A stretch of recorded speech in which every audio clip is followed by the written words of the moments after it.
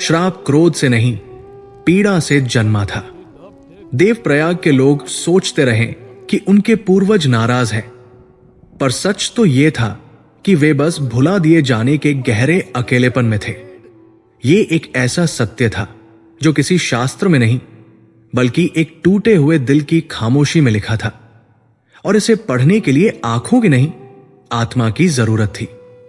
नमस्कार, भैरव बाबा के इस दिव्य दरबार में मैं आप सभी सत्य और रहस्य के खोजकों का स्वागत करता हूं। एक बात हमेशा याद रखिएगा, शास्त्र कहते हैं कि अधूरा ज्ञान श्राप के समान होता है। हर कथा अपने आप में एक संपूर्ण विधान और एक शक्तिशाली मंत्र है।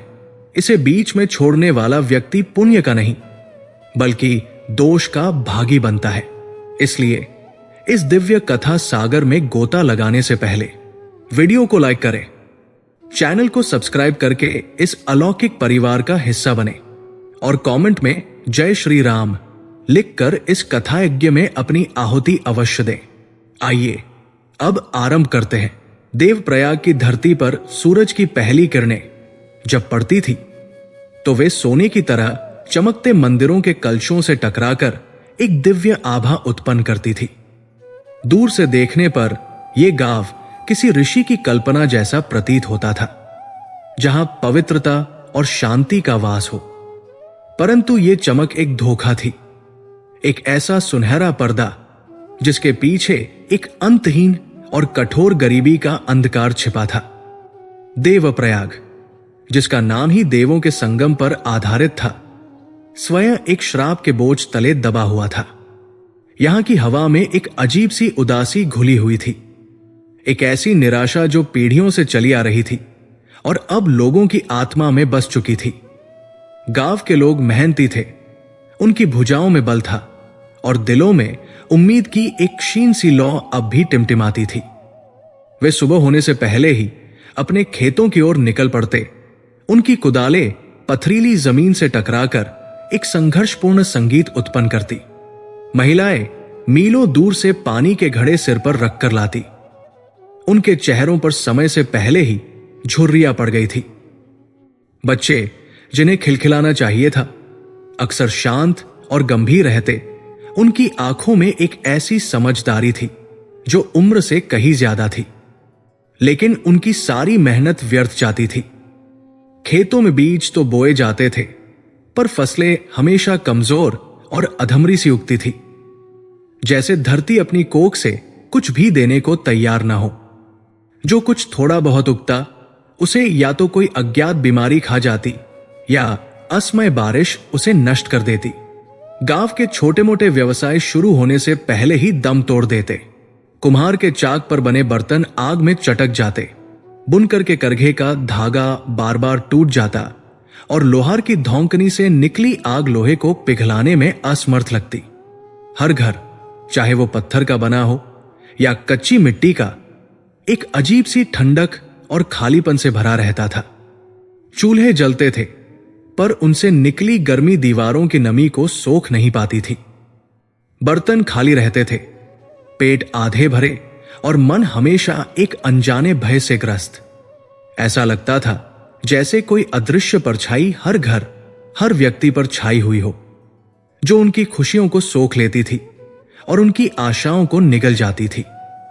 यह कोई सामान्य गरीबी नहीं थी, ये एक गहरा आध्यात्मिक रोग था, एक ऐसा श्राप जिसने गांव की आत्मा को ही जकड़ लिया था। गांव के सबसे पुराने और सम्मानित व्यक्ति शंभुनाथ थे। उनकी उम्र का ठीक ठीक अंदाजा किसी को नहीं था, पर उनकी झुर्रियों में कई पीढ़ियों की कहानियां और आंखों की गहराई में अनगिनत दुख छिपे थे। उन्होंने अपने जीवन में गांव वालों को अथक परिश्रम करते और फिर निराशा में डूबते देखा था। उन्होंने अपने पिता को इसी संघर्ष में टूटते देखा था और अपने दादा को भी। वो जानते थे कि ये केवल दुर्भाग्य या बुरे समय का फेर नहीं है, ये कुछ और था, कुछ गहरा और पुराना। उन्हें अपने दादा की कही एक बात धुंधली सी याद थी, एक ऐसी कहानी जो उन्होंने बचपन में सुनी थी, एक भूले हुए वादे की, एक तोड़ी हुई परंपरा की कहानी। और यही कहानी अब देवप्रयाग की नियति बन चुकी थी। एक ऐसी ही उदास दोपहर में, जब सूरज आग उगल रहा था और गांव की गलियां वीरान थी, शंभुनाथ अपने पुराने बरगद के पेड़ की छाव में बैठे थे। उनकी आंखें बंद थी, पर उनका मन अतीत की गहराइयों में गोते लगा रहा था। तभी उनके पास एक युवा लड़का आकर बैठ गया। उसका नाम केशव था। केशव की उम्र 17 या 18 वर्ष की होगी, पर उसकी आंखों में एक ऐसी चमक थी जो गांव के बाकी युवाओं में नहीं दिखती थी। उसके मन में सवाल थे, एक बेचैनी थी और अपने गांव की इस दुर्दशा को बदलने का एक दृढ़ संकल्प था। वो शंभुनाथ का बहुत सम्मान करता था और अक्सर उनके पास बैठकर पुरानी कहानियां सुनता था। ये जानने की कोशिश करता था कि आखिर उनके गांव का दुर्भाग्य कब और कैसे शुरू हुआ। बाबा, केशव ने धीरे से कहा, क्या हम हमेशा ऐसे ही रहेंगे? क्या हमारी मेहनत का कोई फल नहीं मिलेगा? क्या देवप्रयाग हमेशा खाली कटोरों का गांव ही कहलाएगा? शंभुनाथ ने धीरे से अपनी आंखें खोली। उनकी दृष्टि में एक गहरी पीड़ा थी, पर साथ ही केशव के प्रति एक स्नेह भी था।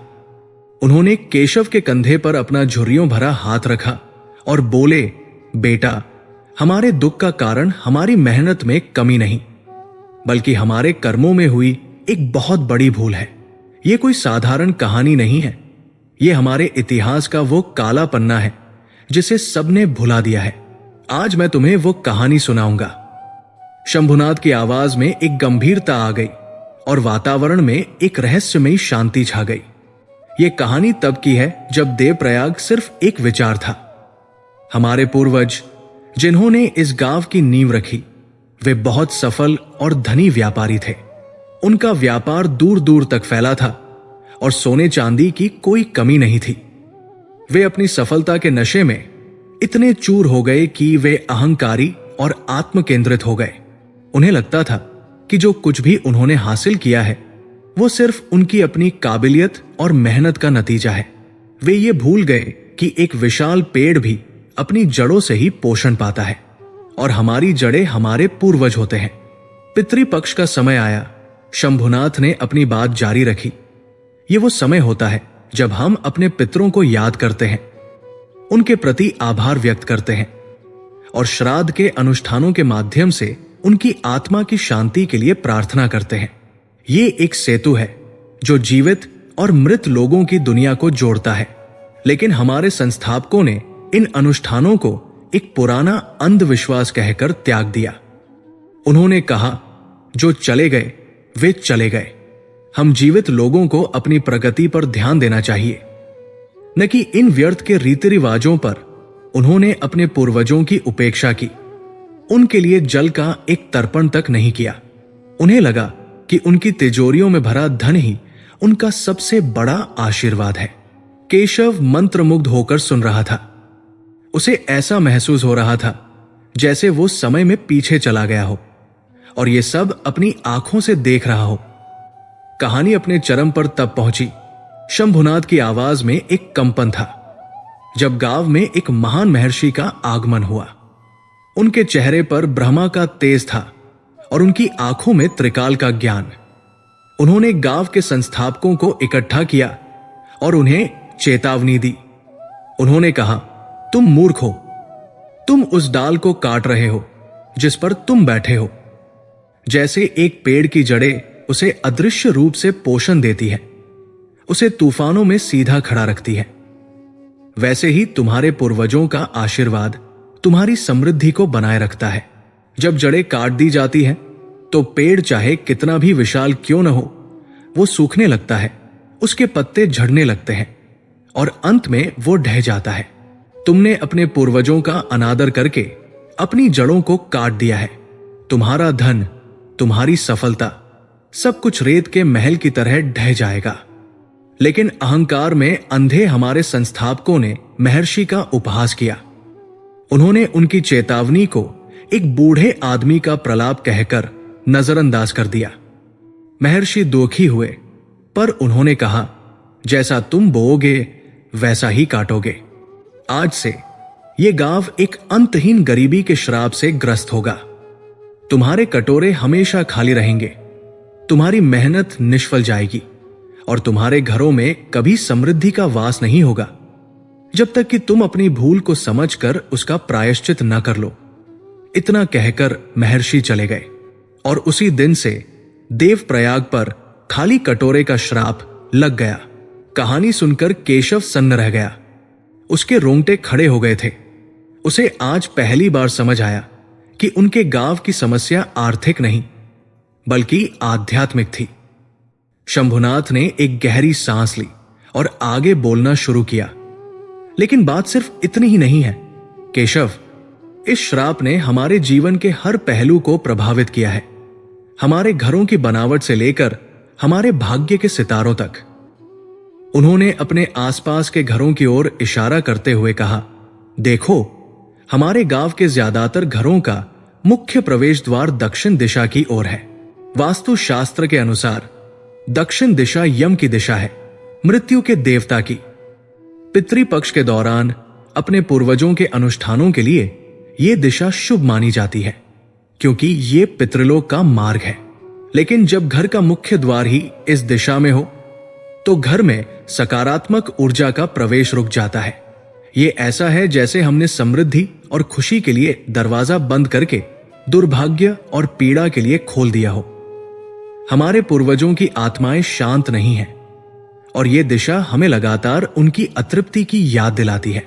और एक और बड़ी भूल, उन्होंने अपनी बात को और स्पष्ट करते हुए कहा, हम अपने घरों के उत्तर पूर्व कोने के साथ करते हैं।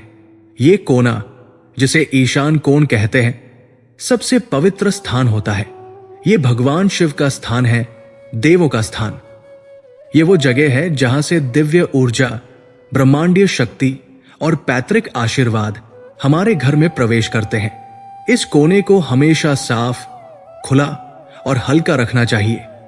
लेकिन हमारे गांव में देखो, लोग इस पवित्र स्थान का उपयोग कबाड़ रखने, भारी सामान रखने या इसे गंदा रखने के लिए करते हैं। हमने अनजाने में ही अपने घरों में आशीर्वाद के प्रवाह को रोक दिया है। जब ब्रह्मांड से आने वाली सकारात्मक ऊर्जा ही अवरुद्ध हो जाएगी तो जीवन में समृद्धि कैसे आएगी? केशव अपनी यादों में खो गया। उसे याद आया कि उसके अपने घर का प्रवेश द्वार भी दक्षिण में था और ईशान कोण में पुरानी टूटी फूटी चीजों का ढेर लगा हुआ था। उसे शंभुनाथ की बातों में एक कटु सत्य दिखाई दे रहा था। अब ज्योतिष के दृष्टिकोण से भी समझो, शंभुनाथ ने अपनी बात को और गहराई दी, जैसे कोई कुशल चिकित्सक रोग के मूल कारण का विश्लेषण कर रहा हो। हमारी कुंडली में, हमारे भाग्य के नक्शे में एक गंभीर पितृ दोष है। यह दोष तब बनता है जब सूर्य और राहु एक साथ किसी भाव में आ जाते हैं। सूर्य हमारे पिता, हमारे वंश और हमारी आत्मा का प्रतिनिधित्व करता है, जबकि राहु एक छाया ग्रह है, एक ऐसा धुआं जो सूर्य को ग्रहण लगा देता है। जब ये दोनों एक साथ होते हैं तो ये एक स्पष्ट संकेत है कि हमारे पूर्वज हमसे असंतुष्ट है। ये पितृ दोष हमारे जीवन में हर तरह के संघर्ष पैदा करता है। ये हमारी आर्थिक प्रगति को रोकता है, स्वास्थ्य संबंधी समस्याएं देता है, परिवार में कलह पैदा करता है और हमें कभी भी मानसिक शांति नहीं देता।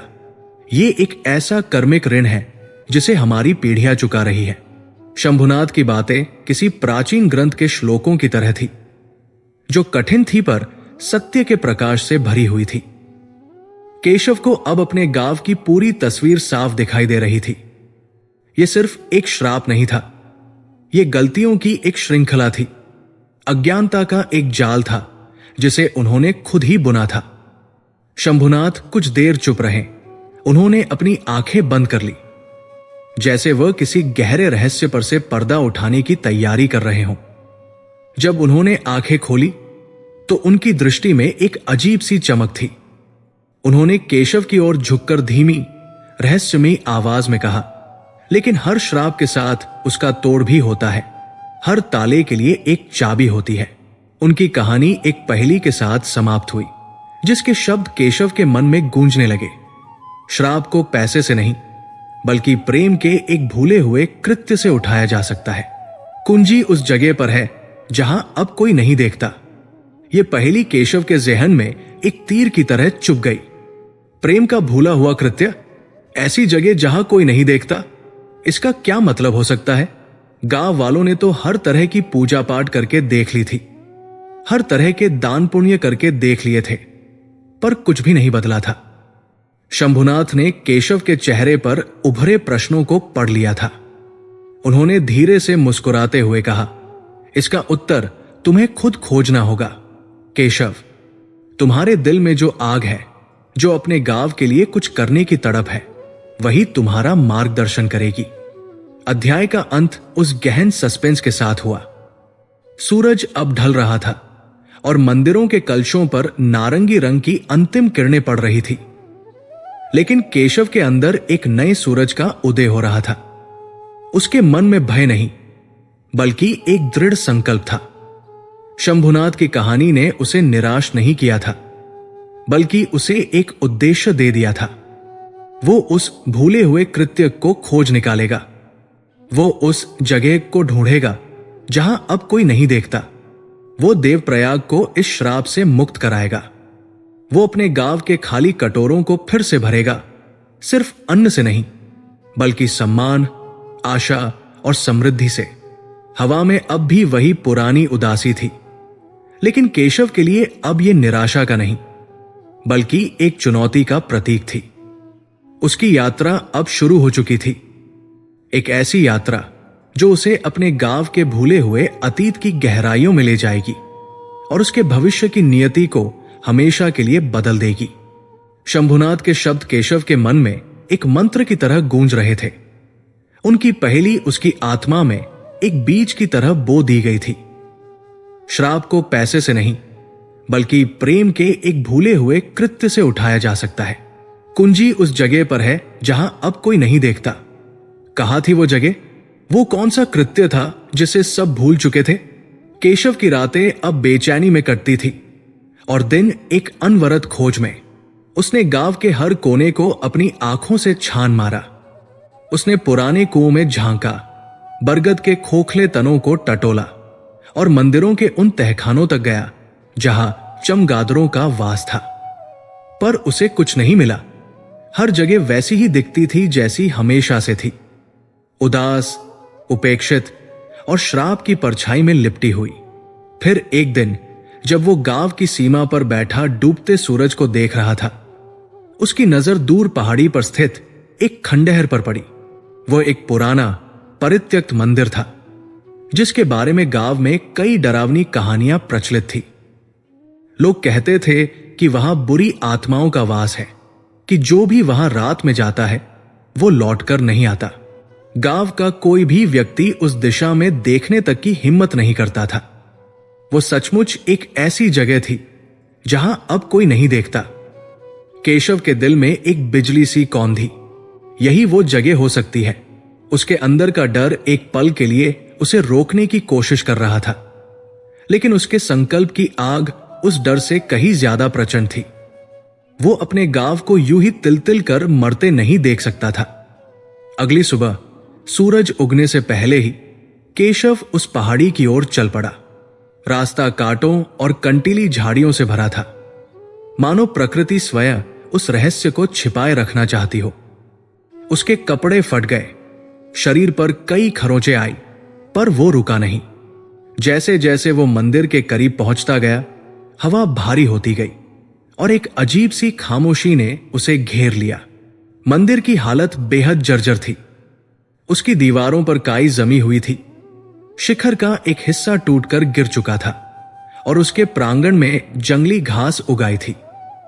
प्रवेश द्वार पर की गई नक्काशी लगभग मिट चुकी थी, पर ध्यान से देखने पर उसमें वैभवशाली अतीत की एक झलक अब भी बाकी थी। केशव ने एक गहरी सांस ली और मंदिर के अंधकारमय गर्भगृह में प्रवेश किया। अंदर हवा में धूल, सीलन और समय की एक अजीब गंध घुली हुई थी। चमगादड़ों की एक टोली उसके सिर के ऊपर से फड़फड़ाती हुई निकल गई, जिससे एक पल के लिए उसका दिल दहल गया। गर्भगृह के बीचों बीच एक खंडित मूर्ति थी, जिसे पहचानना अब मुश्किल था। चारों ओर मकड़ी के जाले और कबूतरों की बीट फैली हुई थी। ये निराशाजनक था। यहां ऐसा कुछ भी नहीं था जो किसी पहेली को सुलझा सके। वो थककर एक टूटे हुए स्तंभ के पास बैठ गया। उसकी उम्मीदें भी उस मंदिर की तरह ही ढह रही थी। तभी उसकी नजर एक कोने में पड़े पत्थरों के ढेर पर गई। उन पत्थरों के नीचे कुछ दबा हुआ सा लग रहा था। उसने अपनी पूरी ताकत लगाकर पत्थरों को हटाना शुरू किया। उसके हाथ छिल गए, पर उसने हार नहीं मानी। और फिर धूल और मलबे की एक मोटी परत के नीचे उसे वो चीज मिली जिसकी उसे तलाश थी। ताड़पत्रों पर लिखा हुआ एक पुराना जीर्ण शीर्ण ग्रंथ। उसके पन्ने पीले पड़ चुके थे और किनारे दीमकों ने खा लिए थे, पर उस पर लिखे अक्षर अब भी पढ़े जा सकते थे। केशव ने कांपते हाथों से ग्रंथ को खोला। उसकी भाषा प्राचीन थी, पर केशव उसे समझ सकता था, क्योंकि शंभुनाथ ने उसे पुरानी लिपियां पढ़ना सिखाया था। जो कुछ उसने पढ़ा उससे उसके रोंगटे खड़े हो गए। ये ग्रंथ देवप्रयाग के इतिहास का पहला अध्याय था, जिसे स्वयं के संस्थापकों ने लिखा था। इसमें उनके व्यापार की सफलताओं का, उनकी धन संपत्ति का विस्तृत वर्णन था। और फिर वो अध्याय आया जिसने सब कुछ बदल दिया। उसमें गांव के संस्थापकों द्वारा किए गए पहले और आखिरी श्राद्ध का उल्लेख था। ग्रंथ में लिखा था, आज हमने पितरों के निमित्त श्राद्ध का आयोजन किया। हमने 108 ब्राह्मणों को भोजन कराया, स्वर्ण मुद्राएं दान की और कीमती वस्त्र अर्पित किए। हमने वो सब कुछ किया जो धर्म ग्रंथों में लिखा है। यह हमारा कर्तव्य है और हमने अपने कर्तव्य का निर्वाह पूरी निष्ठा से किया है। केशव बार बार कर्तव्य शब्द पर अटक गया। पूरे विवरण में कहीं भी प्रेम, श्रद्धा या कृतज्ञता जैसे शब्दों का उल्लेख नहीं था। भोजन भव्य था, दान कीमती था, पर हृदय खाली था। उन्होंने अपने पूर्वजों को भोजन प्रेम और याद से नहीं, बल्कि एक बोझ समझकर, एक सामाजिक औपचारिकता के रूप में अर्पित किया था। लेकिन ग्रंथ का अगला पन्ना सबसे महत्वपूर्ण था। उसमें एक ऐसी जानकारी थी जिसने केशव की आत्मा को झकझोर कर रख दिया। उसमें लिखा था, हमारे पूर्वजों की आत्माएं हमारे इस रूखे व्यवहार से दुखी तो हुई, पर उन्होंने हमें त्यागा नहीं। वे हमसे नाराज नहीं है, वे बस उदास है। वे इसी गांव की सीमाओं में अदृश्य रूप से भटक रही है, अपनी संतानों से प्रेम और स्मरण के एक सच्चे संकेत की प्रतीक्षा में। ये गरीबी, ये दुर्भाग्य कोई सजा नहीं है, ये उनकी पीड़ा का प्रतिबिंब है। अपने जीवित वंशजों से जुड़ने के लिए एक मौन पुकार है। वे चाहते हैं कि हम उन्हें याद करें, न कि उनसे डरें। केशव की आंखों से आंसू बह निकले। तो ये था श्राप का असली रहस्य। ये कोई क्रोध या प्रतिशोध नहीं था, बल्कि अपनी ही जड़ों से कट जाने का गहरा दुख था। उनके पूर्वज उन्हें दंड नहीं दे रहे थे, वे तो बस उनके प्रेम के लिए तरस रहे थे। यह ज्ञान इतना गहरा था कि केशव उसका बोझ सहन नहीं कर सका। वो वहीं उस ठंडे पत्थर के फर्श पर ग्रंथ को अपने सीने से लगाए हुए लेट गया और गहरी नींद में सो गया। और उसी नींद में उसने एक अद्भुत स्वप्न देखा। उसने देखा कि वह एक अंतहीन नीले आकाश में तैर रहा है। चारों ओर एक मधुर संगीत और फूलों की सुगंध फैली हुई थी। तभी उसके सामने एक दिव्य प्रकाश प्रकट हुआ और उस प्रकाश में से एक मनमोहक छवि उभरी। वो भगवान कृष्ण थे। उनके होठों पर एक मधुर रहस्यमयी मुस्कान थी। उनकी आंखों में ब्रह्मांड का सारा ज्ञान और करुणा समाई हुई थी। कृष्ण ने केशव की ओर देखकर कहा, केशव, तुम सत्य के बहुत निकट पहुंच गए हो, पर तुम अब भी कार्य और उसके पीछे की भावना के बीच के अंतर को पूरी तरह नहीं समझ पाए हो। केशव ने हाथ जोड़कर कहा, प्रभु, मेरा मार्गदर्शन करें। मैं क्या करूं? कृष्ण की मुस्कान और गहरी हो गई। उन्होंने कहा, तुम्हारे पूर्वजों ने जो किया वो सिर्फ एक कार्य था, एक अनुष्ठान। और जो भूला हुआ कृत्य है वो है उस अनुष्ठान के पीछे की भावना। कार्य अनुष्ठान नहीं है केशव। अनुष्ठान तो उस भावना को व्यक्त करने का एक माध्यम मात्र है। भूला हुआ कृत्य है शुद्ध, बिना शर्त का प्रेम और हृदय से निकली कृतज्ञता। तुम्हारे पूर्वजों को सोने के पहाड़ों या 56 भोग की आवश्यकता नहीं है। उन्हें तो बस ये जानने की जरूरत है कि उन्हें एक प्रेमपूर्ण कृतज्ञ हृदय से याद किया जा रहा है। कृष्ण ने आगे समझाया, सोचो, जब एक मां अपने बच्चे के लिए भोजन बनाती है तो क्या वह केवल एक कर्तव्य पूरा करती है? नहीं, वो उस भोजन में अपना सारा प्रेम, अपनी सारी ममता उड़ेल देती है। वही साधारण भोजन बच्चे के लिए अमृत बन जाता है। इसी तरह जब तुम सच्चे हृदय से अपने पितरों को एक साधारण भोजन का टुकड़ा, पिंडदान भी अर्पित करते हो तो वो उन तक अमृत बनकर पहुंचता है। ये उस भव्य समारोह से कहीं ज्यादा शक्तिशाली है जो बिना किसी भावना के किया जाए। कृतज्ञता, केशव, कृतज्ञता ही वो सुनहरी चाबी है जो पिछली पीढ़ियों के आशीर्वाद के खजाने को खोलती है। ये एक सेतु है जो तुम्हारी दुनिया को उनकी दुनिया से जोड़ता है। केशव मंत्रमुग्ध होकर सुन रहा था। हर शब्द उसके मन में अमृत की तरह उतर रहा था। कृष्ण ने अपना हाथ उठाकर उसे आशीर्वाद देते हुए कहा, तुम्हारे पूर्वज देख रहे हैं, उनका आशीर्वाद हमेशा तुम्हारे साथ है। एक बादल की तरह तुम्हारे ऊपर छाया हुआ है। वो बस बरसने के लिए तुम्हारी याद और तुम्हारे प्रेम के प्रकाश की प्रतीक्षा कर रहा है। जाओ और अपने गांव वालों को यह कृतज्ञता का गीत सिखाओ। इतना कहकर कृष्ण की छवि धीरे धीरे प्रकाश में विलीन हो गई और केशव की नींद टूट गई। जब केशव जागा तो मंदिर के खंडहर में सुबह की पहली किरणें प्रवेश कर रही थी। पर यह एक नई सुबह थी। केशव अब वही पुराना भ्रमित लड़का नहीं था। उसकी आंखों में एक नई चमक थी, उसके कदमों में एक नई दृढ़ता थी। उसे उत्तर मिल चुका था। वो जानता था कि उसे क्या करना है। वो ग्रंथ को संभालकर अपने साथ लेकर गांव की ओर भागा। उसने गांव के बीचों बीच पहुंचकर जोर से आवाज लगाई और सभी लोगों को चौपाल पर इकट्ठा किया। लोग उसे देखकर हैरान थे। उसके फटे हुए कपड़े, शरीर पर खरोंचे और आंखों में एक अलौकिक तेज, ये सब देखकर वे चिंतित भी थे और उत्सुक भी। जब सब लोग इकट्ठा हो गए तो केशव ने बोलना शुरू किया। उसने उन्हें अपनी पूरी कहानी सुनाई, पहली से लेकर परित्यक्त मंदिर की खोज तक, उस प्राचीन ग्रंथ के रहस्य से लेकर भगवान कृष्ण के दिव्य स्वप्न तक। पहले तो लोगों को उसकी बातों पर विश्वास नहीं हुआ, पर जब केशव ने उस ग्रंथ के पन्ने उन्हें दिखाए और कृष्ण के शब्दों को दोहराया तो उसकी आवाज में एक ऐसी सच्चाई और एक ऐसी शक्ति थी कि कोई भी उससे मुंह नहीं फेर सका।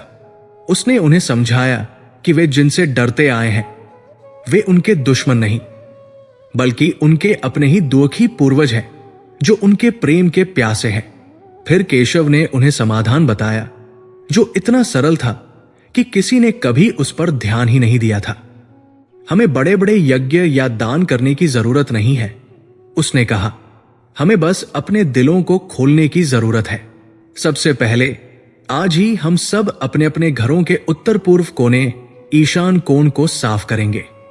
वहां से सारा कबाड़ और भारी सामान हटाकर उस जगह को गंगा जल से पवित्र करेंगे और वहां हम अपने पूर्वजों के नाम पर एक छोटी सी वेदी स्थापित करेंगे जिस पर हम हर दिन ताजे फूल चढ़ाएंगे और धूप जलाएंगे। यह हमारे घर में उनके सम्मान का स्थान होगा। दूसरी बात, उसने अपनी आवाज को और दृढ़ करते हुए कहा, पितृपक्ष के इन 15 दिनों में हम हर शाम अपने घर के मुख्य द्वार पर दक्षिण दिशा की ओर मुख करके तिल के तेल का एक छोटा सा दीपक जलाएंगे। यह दीपक सिर्फ एक दीपक नहीं होगा, यह प्रेम और प्रकाश का एक अर्पण होगा जो हमारे पूर्वजों को अंधकार से निकालकर शांति का मार्ग दिखाएगा। यह उन्हें बताएगा कि हम उन्हें भूले नहीं हैं, कि उनके वंशज आज भी उनका सम्मान करते हैं। और सबसे महत्वपूर्ण बात, केशव ने कहा, हम जो भी भोजन अपने लिए पकाएंगे उसका पहला हिस्सा अपने पूर्वजों के नाम पर निकालेंगे। हम उस भोजन के 5 हिस्से करेंगे। एक हिस्सा केवे के लिए, क्योंकि उन्हें पितरों का संदेशवाहक माना जाता है, एक गाय के लिए जिसमें सभी देवताओं का वास है, एक कुत्ते के लिए जो यम के साथी है, एक हिस्सा देवताओं के लिए अग्नि में आहुति के रूप में, और एक हिस्सा किसी जरूरतमंद को देकर। यह सिर्फ भोजन का दान नहीं, बल्कि इस ब्रह्मांड के हर जीव के प्रति हमारी कृतज्ञता का प्रतीक होगा। अंत में उसने काले तिल और जल के साथ तर्पण के महत्व पर जोर दिया। जैसे हम प्यासे को पानी पिलाते हैं, वैसे ही ये जल और तिल हमारे पितरों की अतृप्त आत्माओं की प्यास बुझाएगा। ये एक प्रतीकात्मक कार्य है जो उन्हें बताएगा कि हम उनकी जरूरतों का ध्यान रखते हैं। गांव वालों के चेहरों पर अब अविश्वास की जगह आशा की एक किरण दिखाई दे रही थी। केशव की बातों ने उनके दिलों को छू लिया था। उन्होंने अपने पूर्वजों से डरना छोड़ दिया था और उनके दिलों में उनके प्रति प्रेम और करुणा जाग उठी थी। उसी दिन पूरे गांव में एक अभूतपूर्व हलचल मच गई। लोगों ने मिलकर अपने घरों के ईशान कोण को साफ किया। जो घर कभी ठंडे और निर्जीव लगते थे, वे आज साफ सफाई और पवित्रता की ऊर्जा से भर गए। शाम होते ही हर घर के दरवाजे पर दक्षिण दिशा की ओर एक नन्हा दीपक टिमटिमा रहा था। पूरा गांव हजारों दियों की रोशनी से जगमगा उठा, जैसे वो धरती पर उतरे तारों का कोई समूह हो। लोगों ने पूरे प्रेम और श्रद्धा से श्राद्ध के अनुष्ठान किए। उनके मन में कोई डर या बोझ नहीं था, बल्कि अपने पूर्वजों के प्रति एक गहरा जुड़ाव और कृतज्ञता का भाव था। और फिर वो चमत्कार हुआ जिसकी किसी ने कल्पना भी नहीं की थी। अगली ही सुबह आसमान में घने बादल छा गए। देवप्रयाग की धरती, जो दशकों से एक बूंद पानी के लिए तरस रही थी, उस पर अमृत की वर्षा होने लगी। यह कोई मूसलाधार बारिश नहीं थी जो बाढ़ ले आए, बल्कि एक हल्की सौम्य फुहार थी जो धीरे धीरे सूखी फटी हुई धरती की प्यास बुझा रही थी। ऐसा लग रहा था मानो ये बारिश की बूंदें नहीं, बल्कि उनके पूर्वजों के आनंद के आंसू थे जो आशीर्वाद बनकर बरस रहे थे। जो घर कल तक ठंडे और खाली महसूस होते थे, वे आज एक अनजानी ऊष्मा और जीवंतता से भर गए। बच्चों की खिलखिलाहट जो कहीं खो गई थी, वो फिर से गांव की गलियों में गूंजने लगी। श्राप टूट चुका था। प्रेम और कृतज्ञता के एक सरल से कृत्य ने उस श्राप को धो डाला था, जिसे कोई धन दौलत या बड़ा अनुष्ठान नहीं तोड़ सका था। समय बीतता गया। केशव अब एक सम्मानित बुजुर्ग बन चुका था, जिसकी बुद्धिमत्ता की कहानियां दूर दूर तक फैली थी। वो हर साल पितृपक्ष में गांव वालों को इकट्ठा करता और उन्हें उस कहानी की याद दिलाता। वो समझाता कि पितृपक्ष कोई भयभीत करने वाला या बोझिल अनुष्ठान नहीं है, बल्कि ये जीवित और मृत लोगों के बीच के अटूट बंधन का एक वार्षिक उत्सव है। ये अपनी जड़ों को याद करने और उन्हें सम्मान देने का एक अवसर है। भगवान कृष्ण के शब्द गांव की हवा में हमेशा के लिए गूंजने लगे थे। जो अपने पूर्वजों को प्रेम से याद करता है, वो कभी गरीब नहीं रहेगा, क्योंकि उसे केवल धन से नहीं, बल्कि अपनी जड़ों के शाश्वत आशीर्वाद से पोषण मिलता है। देवप्रयाग अब खाली कटोरे का श्राप वाला गांव नहीं था। वो अब कृतज्ञता का गीत गाने वाला एक समृद्ध और खुशहाल गांव था। और केशव की ये कहानी, प्रेम और स्मरण की शक्ति की ये अमर गाथा आने वाली अनगिनत पीढ़ियों को रास्ता दिखाने के लिए सुनाई जाने वाली थी।